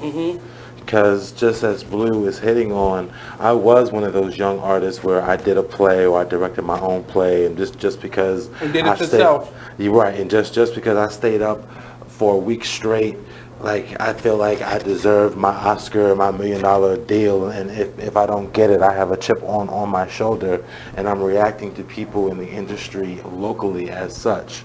However, but that's normal though. That's normal. We here in Baltimore taught that's selfish, that's ego. Yes, but you but go around the country, that's you will get the same thing from every. But how does that person react to their industry? Like I can't be an egotistical asshole about it and expect things. I still have a certain amount of work to do. So yes, that feeling is natural, but it is the humbleness in you of how you handle it. And some people need a team. Some people need friends around you like, hey brother, listen, you're not arrived yet. Study this monologue and keep it going. So but that's the thing that is missing from this city across the board. Yeah.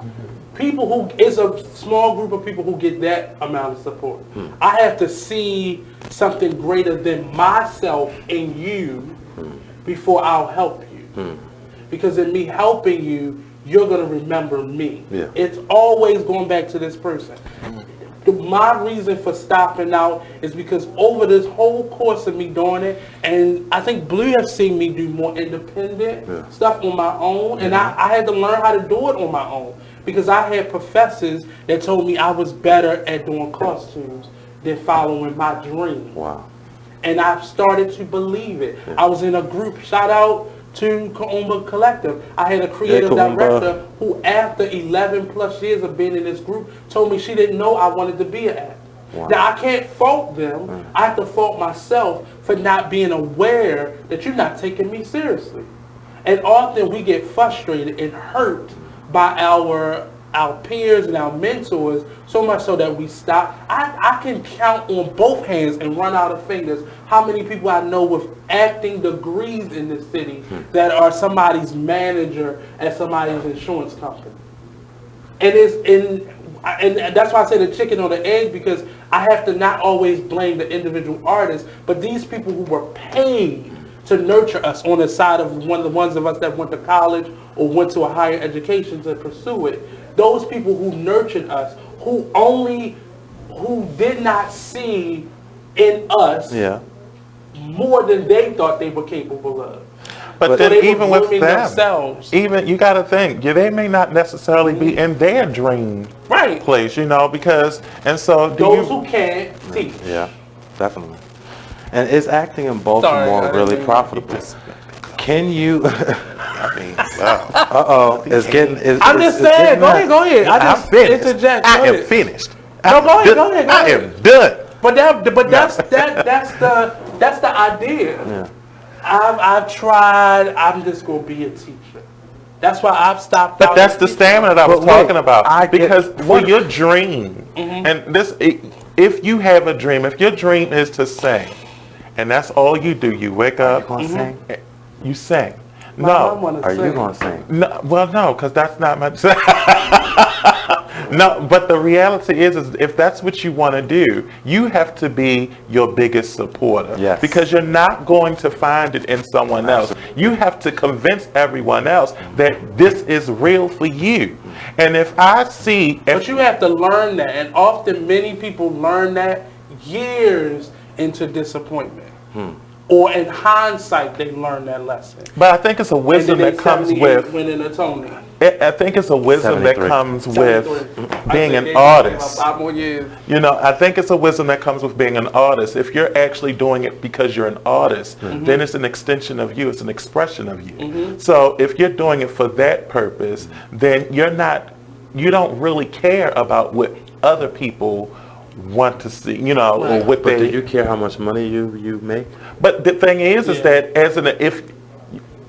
for me, art is an expression. It's not even about the money. It's like if you're talking. I'm expressing myself. I'm talking a lot, but I'm sleeping on this park bench too. But you got to be able to support that. Yeah. You have to, and so and that's a choice. Yeah. Because who's to say that your art is going to get you that $1 million that you want? Right. It may not. Yeah. So you have to be realistic and think, okay, this is my passion, this is my dream, but I have to be able to feed my dream. Yeah. And if you're not doing that, then that's you. It's not anyone else. So you have to take responsibility for you as an artist and not depend on anyone else to see you as an artist as long as you see you as an artist. That's what matters. And I don't like to divide the type of artist or put people into categories, but often the artist that you are speaking to did not go to an educational source to learn and cultivate my craft. Absolutely. But often when you are in a higher education, or if you went to, like he went to the School of the Arts, or if you in those programs. Uh-oh. If you're in the cat's coming. The cat's coming. It's already here. But if you go to those places, we have learned to think as a team, work as a team. So we're thinking that this team is going to help us get through. Those are the first people that we go back to when I need a stage manager. Yeah. That girl that was awesome in school. Brandy is always my go-to stage manager, or Tanelia, or if you need an actor, or you know a writer. So you go to these people, and it's like, I don't believe in myself, so I can't help you, and you get disappointed because you're like, and I am complaining right now and talking from this perspective, but I've been somebody who, despite funding, I've often used my own rent money. I've always used my own funding, or just did it without it. You can do theater with, you know, hey, Mr. Brown, can I borrow some costumes? Can you help me with lighting? Can you hang these sheets instead of a wall? Like, I've done those things, but I've still like muscled through it, and I've seen other artists get frustrated because they couldn't even get a grant to be able to do it. And I'm like, there's grants to do this? And the funny thing is, the money that you're asking for, those supporters and sponsors that you're asking for, usually look for that, to see just how creative and how you've persevered. And they'll sit back. Give them my number, because I got a story. I mean, but that's what it is. And you look at these individuals that are doing these little YouTube sensations where they, you know, put together a little something, a little skit, and then overnight. Now, that wasn't the first one. I look at, who is it? Soulja Boy. When he first came out, as opposed to where he is now. Right. You get what I mean? Drake. Right. Yeah. Now, but the fact of the matter is that it can happen. It just takes you being committed to your own craft.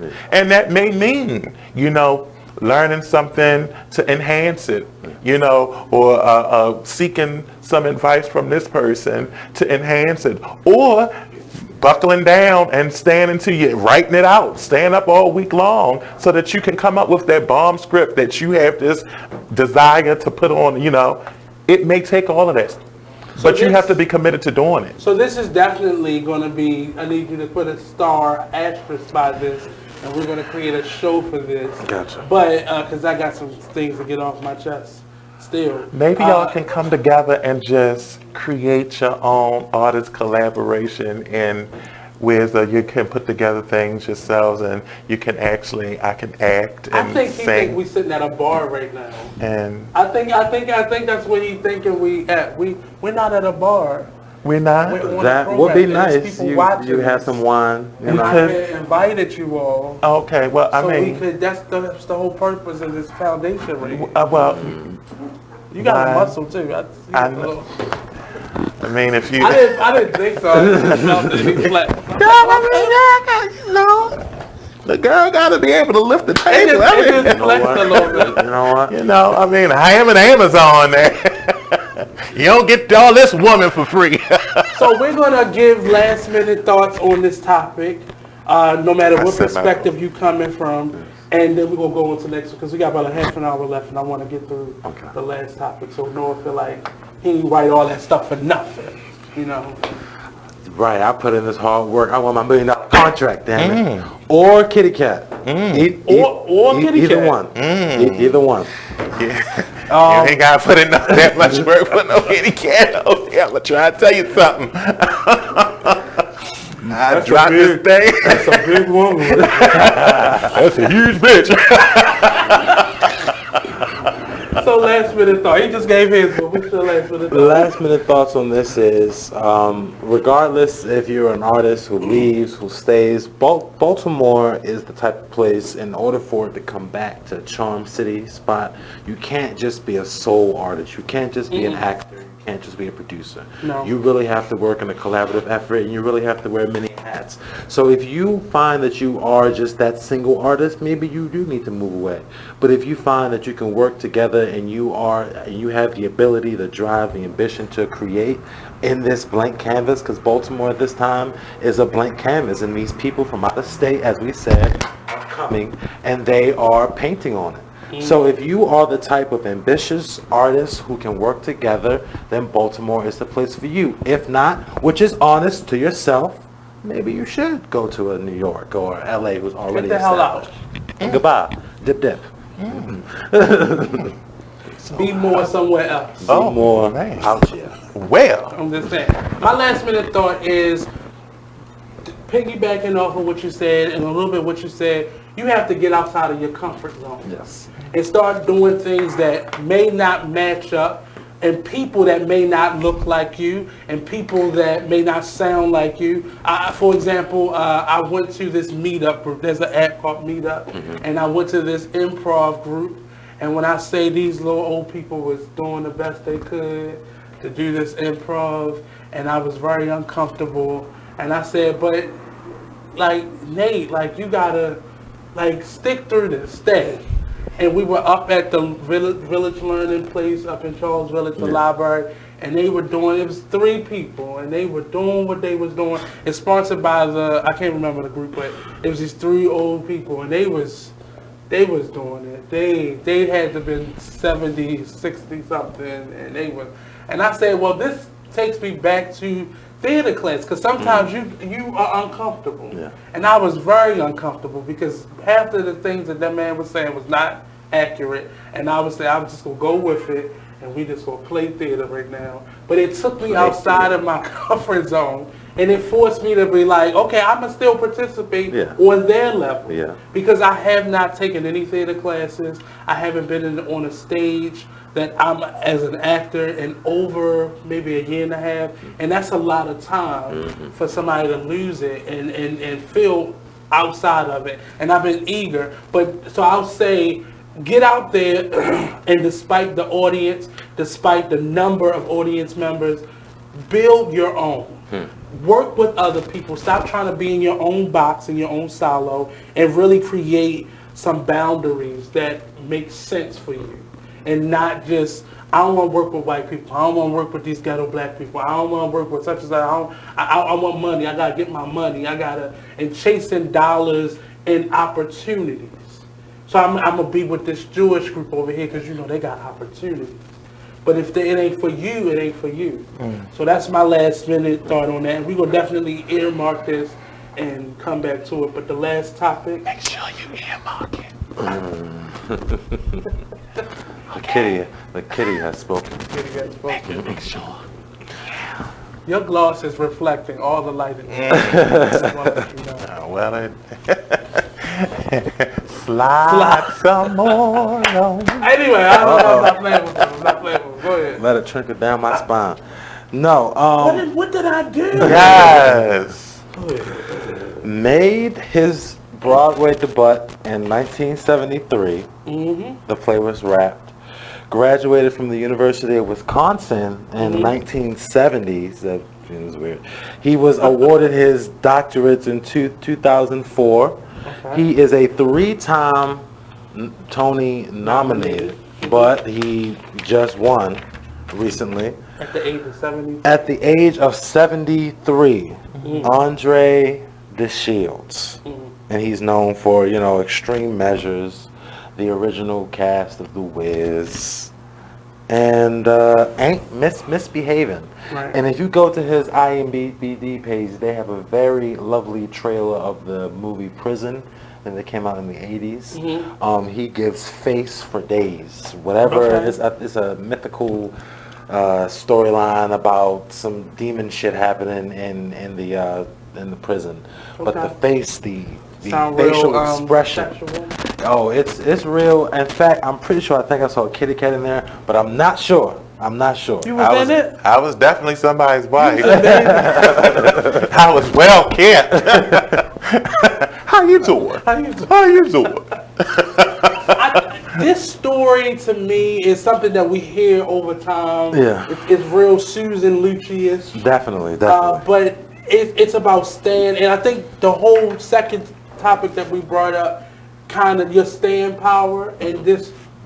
Wow, do you want this? Staying How power. bad do you want this? How bad do you want You know, this man was 73 and now he's plastered over everything. But mind you, he's been doing this forever. Forever. I get into the rabbit hole that is YouTube often. And I was just watching Felicia Rashad and her saying she moved to New York out of racism. I believe Felicia Rashad, and you don't even think this, but was born in the late 40s. Like, Felicia Rashad? She's gorgeous. She is. I mean. But she came up here, and eventually her sister came up here with her, and she was on off-Broadway doing The Lion King as a munchkin. No, she was doing The Wiz. Sorry. What the hell? I just mixed them together. She was doing The Wiz. I will not tolerate such foolishness. She was playing a munchkin for 3 years. Okay. And from that, she got an audition to be Claire Huxtable. Wow. And that's what she was doing prior to becoming Claire Huxtable. But she had been doing and been working. We heard the same story from Viola Davis and many of the male actors that are now we see as like legends. They didn't really become who we know them to be until they're in their late 30s and 40s and stuff like that. But we all want things now because we're being sold that bill of goods from many of our instructors that say, you know, when you leave here, you gotta sharpen your tool, gotta audition. That's how you get the job. The job is getting the job, you know, and we don't really realize what it really looks like when you're out in the world, when you're being told, you're a little too round for this. You're a little too brown for this, and we don't realize we get distraught. And then I'm not doing this. And discouraged. But we're going to continue this topic when we come back. Don't go anywhere. The Artist Exchange Radio Show, only on BigExposedRadio.com. I just don't understand what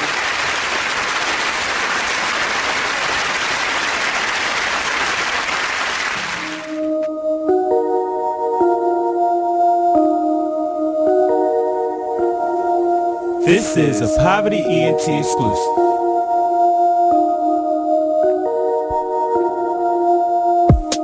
Next stop, Texaco, strapped up, you already know. Fuck niggas hate, that's how it goes. Bros with me, yeah, it's time to go.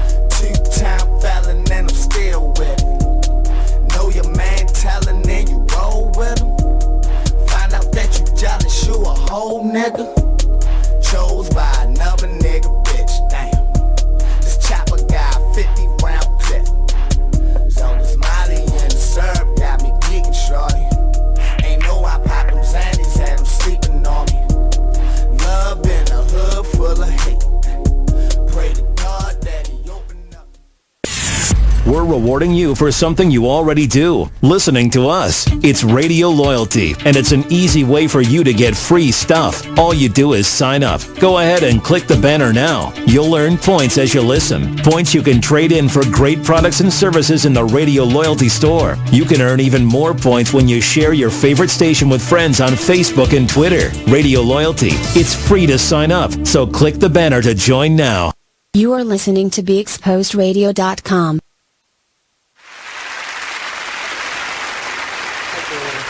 I don't know all those terminologies. I only went to the Paradox for 3 years. For 3 years. That was my only I studied at Pornhub University. Oh. See, I can't do that. Anyway, we're back. You can't talk like that with my Miss Diane sitting right here. She got 4 children. Right. She's good. She had the virtuous woman guy. So we were talking about Mr. DeShields. the newly crowned Tony Award-winning actor, and that was for a leading role. Yes. Okay. And So- he's also won 2 Joseph Jeffers Awards for acting and directing as well. So he's not new to the award game. But and so this is my next question, and maybe because I'm such a strong supporter of Miss Monique, but we put so much value in the EOG awards, the Grammy, the Tony, the Oscar, and there's one more. Emmy. So those top 4 means everything. And if you win anything else, it's like, okay, that's good to fill up the shelf with after you win all those things, but you really need to win those. And I like for a guy like that, and I'm quite sure he's like, well, I've won other awards. I've been award winning in other areas. Other organizations have, recognized me. But it's something about that top award in your field that means the difference between you being successful or not. But is it meaningful to him or is it meaningful to us? And I think many of us did it because he was from Baltimore. Many of us kind of jumped on the bandwagon because he was from Baltimore. I understand that, but like you said, if he's actually been in the game for a long time, he's received his accolades. But how many shows did you go to? And you bigging him up. How many of his shows did you pay to go see? That's the things that I start, and I don't like to take back people's accolades or their kind comments. But how well did you support this person? I mean, and to what degree did you support him? Because you may not have been able to go to see him on wherever he was, but you may have supported some of his work. You may have brought. How many of you known him before the damn Fox News thing about him winning the Tony? So I knew who he was because he would come back. He would come back and do like little. I had no damn idea who you were talking about. He wasn't necessarily a teaching artist, but he would come back and do like little workshops. So that's how I knew who he was, because I did one of them. But I didn't know him beyond that. I felt really happy that at 73 years old, he got to get to the pinnacle of what, quote unquote, that field is. But now, is he done? We see Cicely Tyson, and I just mentioned Felicia Rashad. Felicia Rashad is 74. Gorgeous. So, what then? And she's only won, I believe, 2 of them. She's been nominated a number of times, but yes, she's been nominated. But again, this is something where, again, is it them or us? Because for real, I'm quite sure she's won other awards, been honored in so many different arenas. And so I just believe that, I think that as a society, we put these, this is where you haven't arrived unless you've gotten here. But for the artists, for them, they've already arrived. He did what his dream was. He made his mark. He's lived his life. He's lived his legacy. For me, I think arrival comes that you are able to do what you love, and that of what you love is paying for all of your bills and making you comfortable. So all these awards that he has won prior to this Tony, even though it may not be the top award that the rest of the world wants to give respect to, he has had consistent work in his career. He has made a living doing this. He is a practitioner. He is an artist. So it doesn't. So to answer your question that you said a couple minutes ago, no, I don't think this is it for him. I wouldn't be surprised if he wins his next one. Maybe when but to us, it's like, okay, I guess this is it for him. Yeah.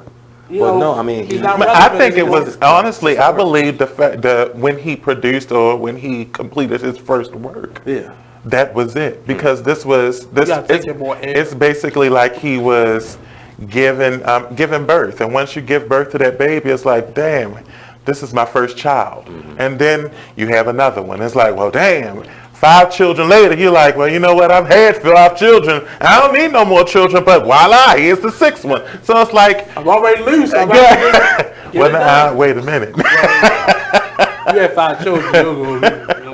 So I think the fact that he was able to create what it was that he wanted to create was when he said, I'm there. Absolutely. Thank you. So we got 2 minutes left. Let's sum this up today. first tell us where we can find you at on social media and kind of give you a summation of today, which either you can pick one topic or kind of summate. You can find me on Facebook at Blue Waters or Instagram at Erotic Blue Waters. Or Norma Jeans. Or Norma Jeans. No, Blue is spelled B-L-E-U. I am... Norma Jeans. Yes. Well, no, I wouldn't be at Norma Jeans. Why would you have me at Norma Jeans? I mean, you would. I would be at the Hustler Club. You got more body than anybody at the... I've never been in none of those. They look like those poles right there. Speaking of poles, it's the Kitty Cat special. We just try to promote the show so they don't get a taste of it. Yes. Oh, well, they're going to get a taste of it. But I learned a lot. And taste. I think as artists, I think that we need to support one another more. And that's what I took away from today. It was a lot about art, and I want to go home and make some art after this. The type Is that a porn? Brother Noah. I feel like that art has the same lighting and camera styles too. It does. Yeah. It does. It does. The green screen. You have angles. Yeah. I mean, you don't necessarily. Balls. Yes. Balls. Yes, balls. Hey, you have any sugar over there? Unfortunately, I'm all out, but cut to. Lesson for the day, sir. So you can find me on Facebook at the official Noah Silas or official Noah Silas. I don't know. Instagram. Instagram brother_Noah_. But really? That Instagram though. But really, just find me in these streets. Find me in these streets. I.e. for millennial, Google me. Google me. That's what that means. Google me. Thank you both for coming by. You're going to see these faces more often. Okay. They're going to bring some videos probably. You know, I normally throw that out there just in case. But this has been another edition. Coming up next at 9 p.m. It Is What It Is radio show. Check us out. If you want your own show, hit us up at info@beexposedradio.com if you want to be a guest here on the Artist Exchange radio show. And there, I don't know what I've created. It just feels weird. It's like the Twilight Zone, like, you know, it's like. But tune in next week. We'll have some all new guests, all new topics. The Artist Exchange radio show only on beexposedradio.com. Voila.